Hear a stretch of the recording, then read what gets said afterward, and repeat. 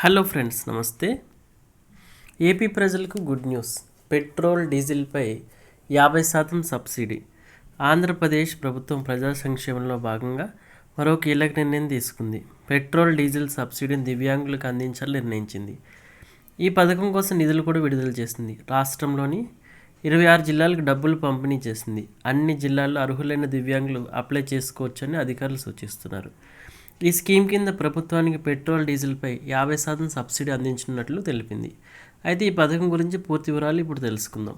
AP సర్కార్ ఈసారి దివ్యాంగులకు మేలు చేకూరే విధంగా సంచలన నిర్ణయం తీసుకుంది.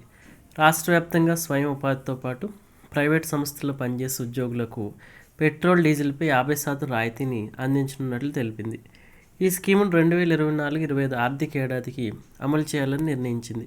ఈ పథకం కోసం రాష్ట్రం మొత్తం 26 లక్షల రూపాయలను కేటాయించింది.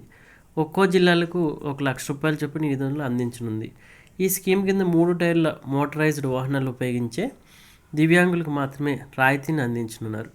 వినియోగించే వాహనానికి 50% రాయితీగా పెట్రోల్, డీజిల్ ఖర్చు రీఎంబర్స్ ఇవ్వనున్నారు. ఈ డబ్బులు ప్రభుత్వానికి లబ్ధి పొందే దివ్యాంగుల బ్యాంక్ అకౌంట్లో జమ చేస్తారు.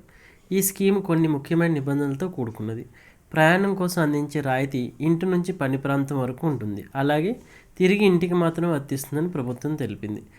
2 హార్స్ పవర్ ఇంజన్ కెపాసిటీ ఉన్న వెహికల్స్ గరిష్టంగా 15 లీటర్ల వరకు, 2 హార్స్ పవర్ కంటే ఎక్కువ ఇంజన్ కెపాసిటీ ఉన్న వెహికల్స్కు గరిష్టంగా 25 లీటర్ల వరకు సబ్సిడీని ప్రభుత్వం అందించనుంది. ఈ పథకం దివ్యాంగులకు సంబంధించి కావడంతో అర్హులైన వారు దరఖాస్తు చేసుకోవచ్చు.